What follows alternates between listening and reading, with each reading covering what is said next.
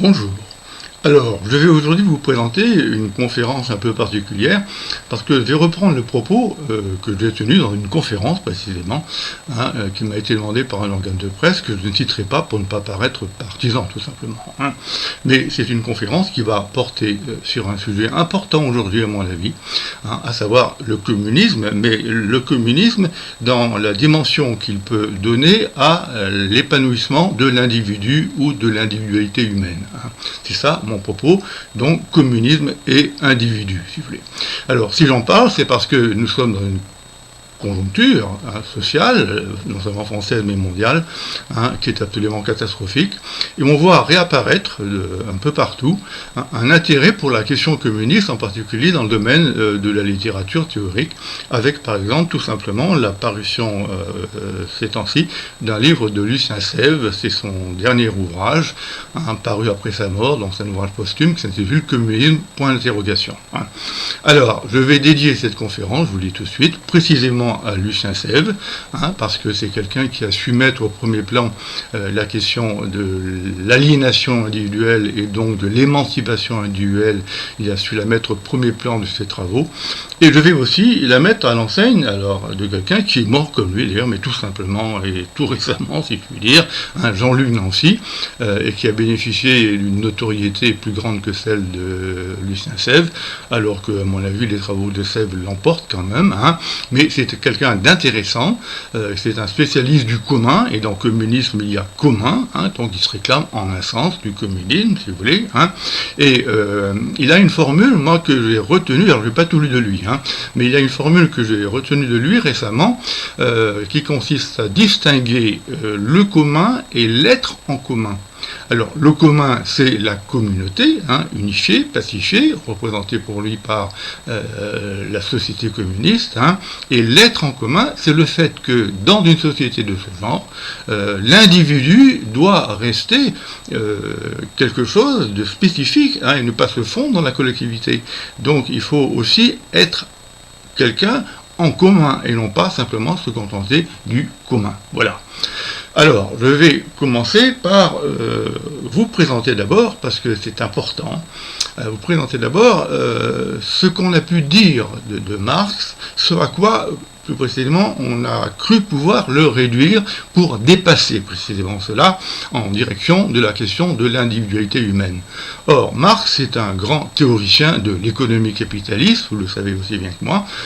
qui a mis au point dans le Capital les mécanismes de la production capitaliste, qui est une forme particulière de société de classe, qui succède au mode de production antique, ensuite au mode de production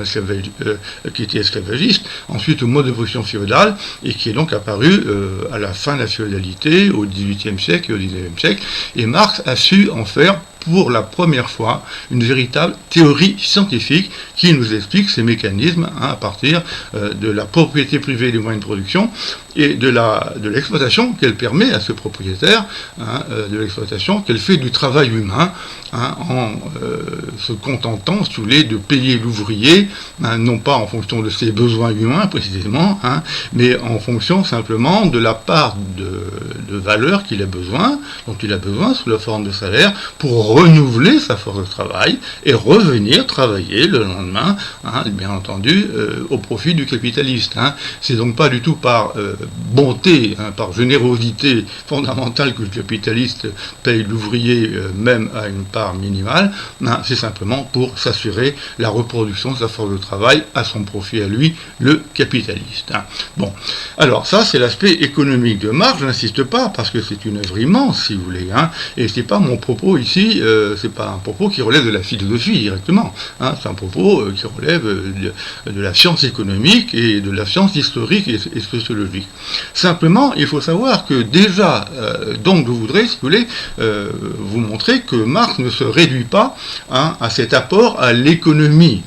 à la science économique, et il ne faut donc pas en avoir une vision économiste, si vous voulez. Mais il faut quand même indiquer, dès à présent, que même dans l'ordre de l'analyse économique qu'il fait, des rapports de travail, il a insisté sur la division du travail, qui fait qu'un individu est attaché à une fonction répétitive, parcellaire, ennuyeuse, et qui atrophie un petit peu ses capacités d'inventivité. Vous n'avez qu'à penser, par exemple, si vous voulez, pour un exemple très simple, c'est le personnage de Charlot dans les temps modernes. Ça, c'est tout à fait une image populaire, mais tout à fait exacte. La répétitivité du travail annule les capacités humaines en dehors de celles qui sont indispensables, bien entendu, au travail sur lui-même. Mais moi, donc, je voudrais aller bien au-delà de cela et vous montrer qu'il y a chez Marx, au-delà donc de sa préoccupation scientifique présente dans le Capital, il y a chez Marx, avant, dans les manuscrits de 44 et dans l'idéologie allemande, au moment où il devient carrément matérialiste, il y a d'ores et déjà une préoccupation, si vous voulez, de l'épanouissement humain en dehors de la sphère marchande, du salaire, de l'enrichissement personnel, etc., que pourrait apporter d'ailleurs le socialisme. Alors, je vais commencer par me référer tout simplement au manuscrit de 1844, qui est un texte célèbre, qui n'a pas été d'emblée connu, qui a été peu, ou même tardivement traduit en URSS, à l'époque où le stalinisme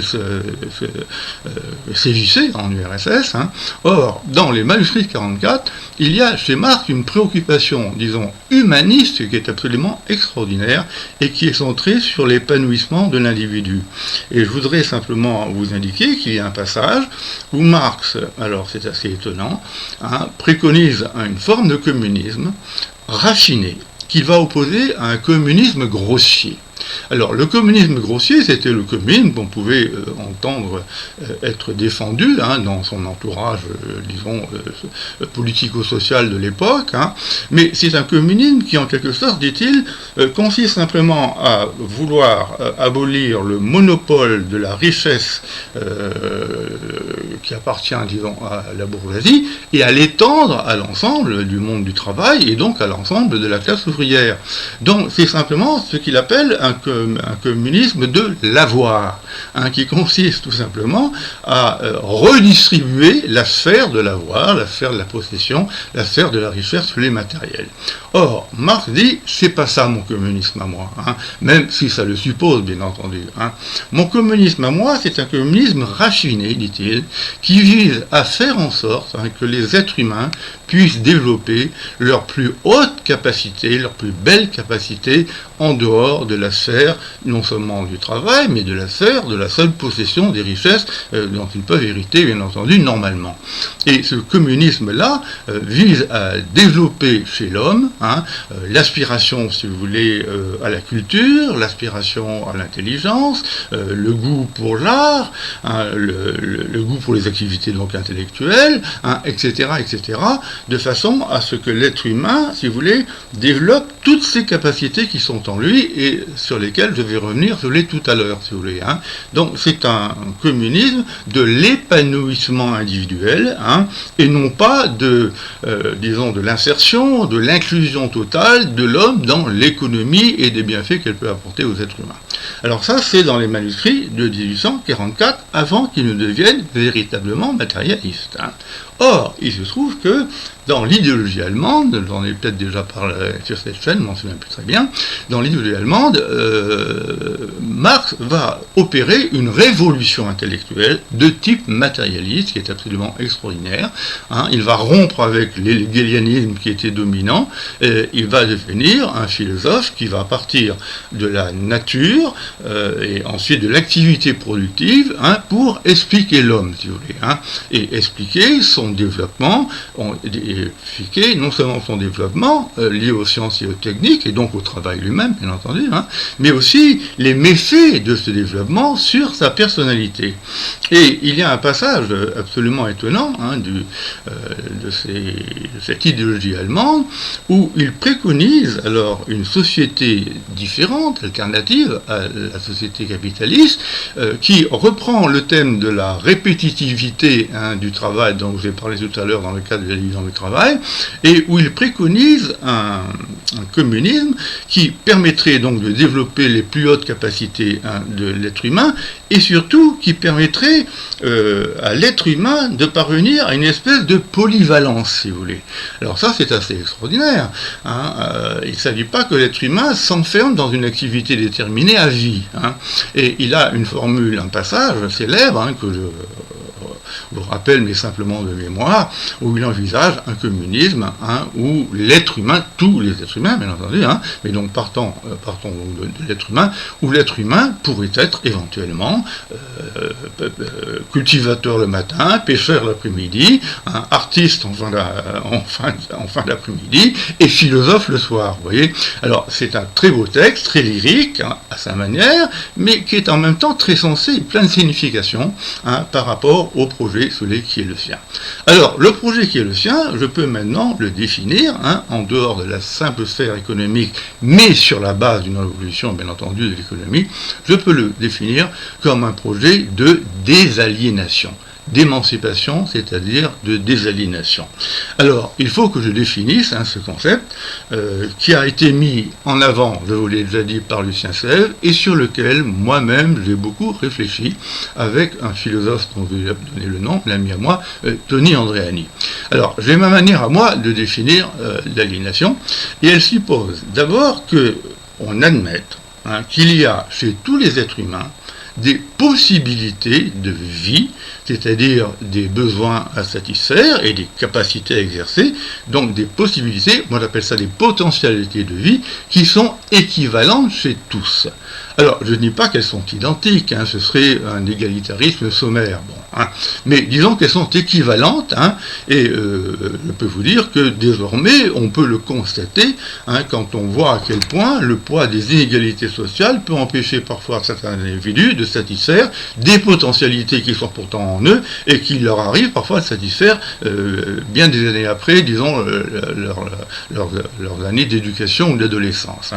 Alors, ces potentialités étant à peu près équivalentes chez tous, qu'est-ce que c'est que l'aliénation ? L'aliénation, c'est tout simplement le fait qu'un individu ne peut actualiser dans son activité concrète ses potentialités naturelles, il faut le dire, donc besoins et capacités, il ne peut les actualiser aussi bien qu'il pourrait le faire dans d'autres conditions. Ce qui fait qu'il va mener une vie qui est en quelque sorte moindre ou pire que celle qu'il pourrait vivre dans une autre vie que lui offrirait la société dans d'autres conditions économico-sociales, si vous voulez. Donc, un être aliéné, c'est un être qui est autre que ce qu'il pourrait être dans d'autres conditions de vie, si vous voulez. Or, ça, on en a, si vous voulez, la preuve, d'une manière, si vous voulez, tout à fait tangible aujourd'hui, quand on s'intéresse par exemple aux inégalités dans l'accès à la culture, à l'école, on s'aperçoit à quel point tous les élèves ne peuvent pas toujours parvenir à réaliser des capacités qu'ils pourraient réaliser s'ils venaient d'autres milieux. Moi je peux vous dire qu'à titre personnel, je vais vous donner un exemple pour concrétiser un peu mon propos d'une manière un peu amusante. Je vais vous donner un exemple, j'enseignais donc là cette fois-ci en terminale, il y avait une élève très brillante en philosophie, dont le père était psychiatre et qui venait de mourir, si vous voulez, l'année précédente. Donc manifestement, il y avait eu une influence culturelle du milieu social sur elle qui faisait qu'elle était brillante. Elle avait été déjà en première, elle avait eu 18 en français, et elle a eu 18 au bac en philo. Il y avait au fond de la classe, tenez-vous bien, un garçon, comme peut être un garçon à 15-16 ans, mais d'un milieu populaire beaucoup plus frustre, et qui n'avait pas du tout un profil de bon élève, au contraire, il était médiocre en début d'année. Mais figurez-vous qu'il a été passionné par mon cours de philosophie, d'abord, et deuxième, parce que j'insistais aussi sur ces problèmes-là, dans lesquels il pouvait être mêlé, auxquels il pouvait être mêlé, ou qu'il pouvait subir. Mais en plus, il est tombé amoureux de la fille dont je venais de vous parler, qui était brillante. Donc, sous son influence, vu les rapports affectifs qu'ils avaient, et sous mon influence, ce même garçon, qui venait d'un milieu populaire, est parvenu à émerger de sa médiocrité initiale, et au bout d'un an d'année de philosophie, il a réussi le baccalauréat avec 12 en philosophie. Eh bien, si vous pouvez me démontrer que son succès était, disons, héréditaire, c'est faux, puisqu'il ne l'avait pas avant, et si vous pouvez infirmer l'idée que c'est un certain nombre de conditions là, psychosociologiques et psychoculturelles qui l'ont aidé à s'en sortir et à épanouir ses capacités, eh bien, vous ne pouvez pas l'affirmer, bien entendu, c'est une évidence qui est très très forte. Donc, ce qu'il faut bien comprendre, c'est que tous les individus, dans une société de classe avec ses inégalités socioculturelles, sont des individus qui passent à côté d'une partie de ce qu'ils pourraient être. Et alors, celui qui a... alors, Lucien Sèvres en a parlé, bien entendu, puisqu'il a parlé en particulier sous des formes historiques d'individualité qui se succèdent dans l'histoire humaine, parce qu'il y a eu des formes d'hommes, des types d'hommes qui consistaient en des modes de vie, tout simplement, qui sont apparus successivement, et tout simplement parce que les sciences et les techniques leur ont permis d'exister, et en même temps certains acquis sociaux, bien entendu, qui sont produits tout au long de l'histoire également, si vous voulez. Bon, il y a ça, bien entendu, mais il y a aussi chez lui, en particulier, une analyse, par exemple, tenez-vous bien, de ce qu'est la vieillesse. C'est-à-dire de ce que peut faire un individu, de ce qu'il est, de ses potentialités, quand il est vieux. Et il montre très bien, Lucien Sèvres, que ça, c'est un acquis historique et social. La notion même de vieillesse, qui permet à des individus de vivre autrement que de simples vieux, dans une vie triste, misérable, abandonnée, avec peu d'activité, eh bien, la vieillesse peut être l'occasion d'une nouvelle vie, donc de nouvelles réalisations, de potentialités de vie que la société peut leur offrir, en particulier aujourd'hui avec les acquis, par exemple, sociaux, que représente, par exemple, tout simplement la retraite financière, qui offre aux êtres humains des possibilités de vivre bien dans de multiples domaines, si vous voulez. Bon. Alors, voilà un petit peu, si vous voulez, un schéma d'ensemble, moi qui me paraît tout à fait intéressant, qui me paraît très lucide, très critique, parce qu'il permet de mettre l'accent sur le fait que le capitalisme, c'est pas simplement un système d'exploitation, c'est aussi un système d'aliénation des êtres humains. Et dans ce sens-là, il y a deux auteurs auxquels on peut bien entendu se référer, et que vous connaissez, l'un qui avait anticipé un peu tout cela, et qui s'appelle tout simplement Pierre Bourdieu, que j'ai bien connu personnellement, avec qui je m'entendais très très bien, c'est quelqu'un qui a analysé dans les années, disons, au siècle dernier, donc bien avant la crise du capitalisme actuel, mais dans les années 80-90, qui a analysé, si vous voulez, ce qu'on appelle les handicaps socio-culturels. Les handicaps socio-culturels, ce sont les handicaps qui affectent les individus face à la culture, dans l'accès à la culture, dans la jouissance de la culture, sont les handicaps dont ils souffrent du fait de leur origine sociale. Et de ce point de vue-là, il a bien marqué que la division de la société en classes se reflétait ensuite dans la division des compétences et des modes de vie, des manières de vivre. Et il a même eu l'audace, figurez-vous, de signaler, tout en critiquant les pays de l'Est d'ailleurs, c'est autre chose, il n'était pas du tout stalinien, pas un instant, mais il a été capable de signaler, comme d'autres, que le système soviétique, avec tous ses défauts par ailleurs, j'ai suffisamment eu l'occasion de les dénoncer, avait quand même des aspects positifs au niveau social et au niveau éducatif. Il assurait aux êtres humains un minimum de vie, par-delà la période stalinienne, bien entendu, mais aussi, si vous voulez, une éducation pour tous qui était favorable, et y compris aux femmes. C'est un pays où les femmes pouvaient réaliser leur potentialité de vie, si vous voulez, il faut le dire. Alors ça, c'est le cas de Pierre Bourdieu, que j'admire beaucoup, et deuxièmement, je vous signale qu'il était matérialiste aussi, par ailleurs. Il ne croyait pas aux dons. La théorie des dons, c'est une théorie, non pas qu'il n'y ait pas de gens qui soient plus ou moins doués, c'est pas ça le problème, mais s'il y a des dons, ils ne sont pas, ils n'existent pas sous la forme auquel on prétend qu'ils existent et qui les enferment dans leur situation sociale. Bon. Le deuxième auteur, c'est tout simplement, et ça va peut-être vous étonner, un ami, l'ami tout simplement, de Gilles Deleuze, à savoir Félix Guattari, qui a écrit un livre après la mort de son ami Gilles. Il a écrit un livre qui est assez étonnant, qui s'appelle Les Trois écologies, où il distingue, qui est paru chez Galilée, où il distingue l'écologie physique, l'écologie physique, l'écologie psychique et l'écologie mentale. Alors, l'écologie mentale, c'est assez extraordinaire ce qu'il va vous dire là. L'écologie mentale, ça veut dire, comment vous dire ça d'une manière simple, sans trop compliquer son propos à lui, si vous voulez. C'est simplement les effets négatifs que le libéralisme capitaliste dans lequel nous vivons va produire sur la forme de vie que nous vivons, si vous voulez. Et là, je fais une parenthèse en me référant à Marx avant de revenir à Guattari. Marx lui-même avait bien dit que le capitalisme, avec cette division du travail, induit non seulement des fonctions, les travaux, etc., mais des modes de vie qui sont sous la domination des valeurs du capitalisme. Eh bien, quelqu'un comme Guattari reprend ça à sa manière, en disant que le capitalisme,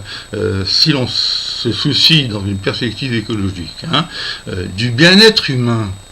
non seulement au niveau physique, au niveau psychologique, mais au niveau mental, et signale d'une manière tout à fait remarquable que le capitalisme, si vous voulez, va médiocriser la vie humaine et la rendre en quelque sorte unilatérale du fait de la division du travail, d'abord,